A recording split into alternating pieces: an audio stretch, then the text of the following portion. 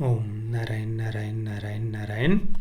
सभी मित्रों को राम राम। दोस्तों अभी हम रिव्यू करने वाले हैं नेटफ्लिक्स की Emily in Paris television series का। ये एक अमेरिकन कॉमेडी ड्रामा सीरीज है जिसके क्रिएटर और प्रोड्यूसर है डेरेन स्टार, जो sex and the city film series के भी क्रिएटर और प्रोड्यूसर है। एमिली इन पेरिस के अभी तक 2 सीजन रिलीज हुए हैं। दोनों ही सीजन में लगभग आधे आधे घंटे के 10-10 एपिसोड से, यानी कुल मिलाकर 20 एपिसोड्स अभी तक इसके रिलीज हुए हैं। तो अगर आप चाहे तो 2 दिन में भी दोनों ही सीजन को देखकर कंप्लीट कर सकते हैं। इसका पहला सीजन 2 अक्टूबर 2020 को रिलीज हुआ था और दूसरा सीजन अभी एक हफ्ते पहले ही 22 दिसंबर 2021 को नेटफ्लिक्स पर रिलीज हुआ। ये दोनों ही सीजन नेटफ्लिक्स पर हिंदी में अवेलेबल है। अब इसके बेसिक प्रीमिस की अगर हम बात करें तो जैसा कि इसका नाम है एमिली इन पेरिस, तो ये जो एमिली सीरीज का मुख्य पात्र है ये 20-22 वर्ष की एक अमेरिकन युवती है जो शिकागो में रहती है और उसे उसकी कंपनी की तरफ से माध्यम से पेरिस में एक जॉब मिलता है। एक फ्रेंच मार्केटिंग फर्म जिसका नाम है सवो या जो भी है, इस फ्रेंच मार्केटिंग फर्म को अमेरिकन पॉइंट ऑफ व्यू समझाने का काम एमिली को मिलता है। तो 1 वर्ष के लिए एमिली को अभी पेरिस में रहना है और पेरिस में रहते हुए एमिली को किन किन समस्याओं का सामना करना पड़ता है, जिस मार्केटिंग फर्म में वो काम कर रही है वहाँ उसके साथ कैसे व्यवहार होता है, वहाँ उसके जो कलीग्स वगैरह है उनके साथ वो कैसे एडजस्ट कर पाती है, या एमिली किन किन नए रिलेशनशिप्स में जाती है, उसके फ्रेंडशिप वगैरह, या सबसे मुख्य फोकस जो था वो था अमेरिकन और फ्रेंच कल्चर में क्या क्या डिफरेंसेस है। ये सारी बातें इस सीरीज के माध्यम से उन्होंने दिखाने का प्रयास किया है। अब एमिली इन पेरिस को देखने के बाद सबसे पहले मेरे मन में जो बात आई वो है इंग्लिश। मुझे बार बार यही लग रहा था कि इसके जो मेकर्स हैं एमिली इन पेरिस के, उन्होंने शायद इंग्लिश देखकर ही इस सीरीज को बनाया है, या इंग्लिश से ही उन्हें ये सीरीज बनाने की प्रेरणा मिली है, क्योंकि दोनों में ही इंग्लिश और एमिली इन पेरिस में काफ़ी सारी समानताएं हमें देखने को मिलती है। अब जो एमिली है उससे भी पेरिस में जाने के बाद में सबसे बड़ी जो प्रॉब्लम आती है, समस्या आती है, वो है भाषा को लेकर। उसे फ्रेंच आती नहीं है और वहाँ पर वो जिस मार्केटिंग फर्म में काम करती है या अन्य भी जो लोग हैं वे अपनी मातृभाषा में बोलना प्रेफर करते हैं, इंग्लिश में वो उतने कंफर्टेबल नहीं है। तो सबसे बड़ी प्रॉब्लम तो एमिली को भाषा को लेकर आती है। और पेरिस में जाने के बाद में सबसे पहले वो एक फ्रेंच स्पीकिंग कोर्स ज्वाइन करती है और इस क्लास के अंदर भी उसके कई सारे नए फ्रेंड्स बनते हैं। एक और कैरेक्टर दिखाया गया है, ब्रिटिश कैरेक्टर है, जिसके साथ वो रिलेशनशिप में भी जाती है। इसके साथ ही एक रेस्टोरेंट का एक शेफ है, उससे भी एमिली काफ़ी उसके करीब जाती है, उसके प्रति भी एमिली के मन में प्रेम है। ऐसी कई सारी समानताएं हमें इंग्लिश और एमिली इन पेरिस में देखने को मिलती है। हालांकि एमिली का कैरेक्टर और इंग्लिश का मुख्य पात्र इनमें आकाश पाताल का अंतर है, दोनों की लाइफस्टाइल में, दोनों के विचारों में। ऑब्वियसली एक अमेरिकन सीरीज है और एक भारतीय फिल्म है, तो ये लाइफस्टाइल या उनके विचारों को लेकर ये फ़र्क हमें देखने को मिलेगा ही। पर जो मूल कंसेप्ट था वो काफ़ी हद तक इंग्लिश से इंस्पायर्ड मुझे लगा। अब इसके बाद इस सीरीज में जो सबसे महत्वपूर्ण मुख्य फोकस था वो था अमेरिकन और फ्रेंच कल्चर में क्या क्या डिफरेंसेस है ये दिखाने पर। तो सबसे पहले हम उसी पर बात करते हैं कि मुझे क्या क्या फ़र्क दोनों कल्चर में देखने को मिले। सबसे महत्वपूर्ण फ़र्क जो हमें देखने को मिलता है वो है लाइफस्टाइल को लेकर। मतलब कम से कम सीरीज में उन्होंने ऐसा दिखाया है, रियलिटी में क्या है वो एक अलग बात है, पर कम से कम सीरीज में उन्होंने दोनों कल्चर के लाइफस्टाइल में काफ़ी ज़्यादा फर्क दिखाया है। जैसे कि पेरिस में या पूरे फ्रांस में ही लोग अपने सेक्स लाइफ को लेकर काफ़ी खुलकर बातें करते हैं। मल्टीपल रिलेशनशिप्स में रहना कोई बड़ी बात नहीं है। पति या पत्नी के होते हुए भी लोग कई सारे अलग अलग रिलेशनशिप्स में रहते हैं, अलग अलग पार्टनर्स के साथ में सोते हैं, और ये बहुत कॉमन बात है वहाँ पर। इस प्रकार से दिखाने का प्रयास किया है। साथ में ही न्यूडिटी भी वहाँ की फिल्मों में, एड्स में वगैरह बहुत ही आम बात है, ये दिखाया है। एक सीन है जहाँ पर एक परफ्यूम एड की शूटिंग दिखाई गई है, जहाँ पर एक मॉडल को रास्ते पर पूरी तरीके से न्यूड दिखाया जाता है। सब रास्ते पर आम लोग घूम रहे हैं, शूटिंग खुले में चल रही है और उस मॉडल को पूरी तरीके से न्यूड दिखाया जाता है।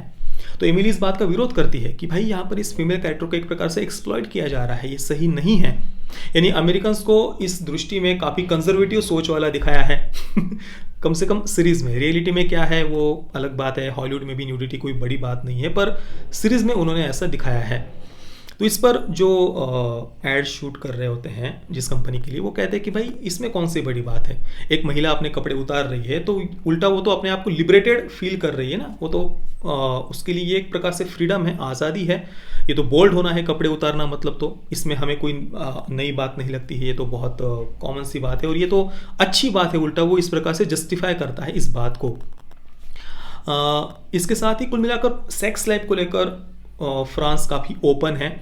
अपने गुप्तांगों के बारे में बात करना खुले में, या उस प्रकार के शेप्स के गुप्तांगों के शेप के केक वगैरह बनाना, इसके बारे में खुलकर ओपनली बातें वगैरह करना, या जो ये मार्केटिंग फर्म जिन कंपनीज के लिए काम कर रही होती है वो भी अपनी सेक्स लाइफ को बेटर बनाने के लिए अलग अलग कैसे प्रोडक्ट्स वगैरह बनाते हैं। कुल मिलाकर उनका पूरा फोकस सेक्स लाइफ पर ही था, एक सेक्सुअल लिबरेशन वाली लाइफस्टाइल वहाँ पर सब लोग जीते हैं, ये उन्होंने दिखाने का प्रयास किया है। और सीरीज में ये दिखाया है कि एमिली को ये सब बातें देखकर काफ़ी आश्चर्य होता है, जो देखकर मुझे आश्चर्य हुआ, क्योंकि भाई अगर हम हॉलीवुड की भी फिल्में या सीरीज़ वगैरह देखें तो उसमें भी ये सब बातें काफ़ी कॉमन मुझे देखने को मिलती है। अमेरिकन फैमिली सिस्टम भी कोई बहुत ज़्यादा जुड़ा हुआ नहीं है, वहाँ पर भी डिवोर्स, अलग हो जाना वगैरह ये सब बातें वहाँ पर भी कॉमन है, पर सीरीज़ में कम से कम उन्होंने ऐसा दिखाया है। एक और बात जो हमें देखने को मिलती है वो ये कि पेरिस को एक सेक्स टूरिज्म के हब की तरह उन्होंने दिखाया है, जो कि केवल पेरिस या केवल फ्रांस की ही बात नहीं है, ज़्यादातर यूरोपियन कंट्रीज़ के आज यही हालात है। सेक्स टूरिज्म उनके इकोनॉमी का एक बहुत बड़ा हिस्सा है।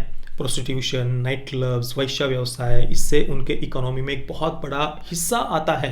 और पेरिस को भी उन्होंने इसी प्रकार से सीरीज में दिखाया है कि ज़्यादातर टूरिस्ट यहाँ पर इसी प्रकार की लाइफस्टाइल जीने के लिए आते हैं। तो ये तो एक डिफरेंस हो गया लाइफस्टाइल का। इसके बाद दूसरा जो फर्क हमें दोनों कल्चर में देखने को मिलता है या जो दिखाया गया है वो है वर्क कल्चर को लेकर।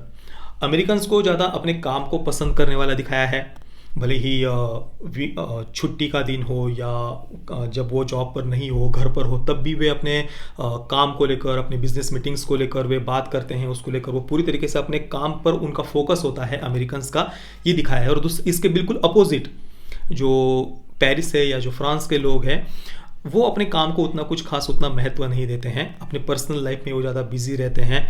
और जैसे सुबह ऑफिस का टाइमिंग अगर 10:30 बजे का हो तो उसके पहले 1 मिनट भी पहले कोई आता नहीं है, और काम पूरा होने के बाद में ज़्यादा कोई ऑफिस में रुकता नहीं है।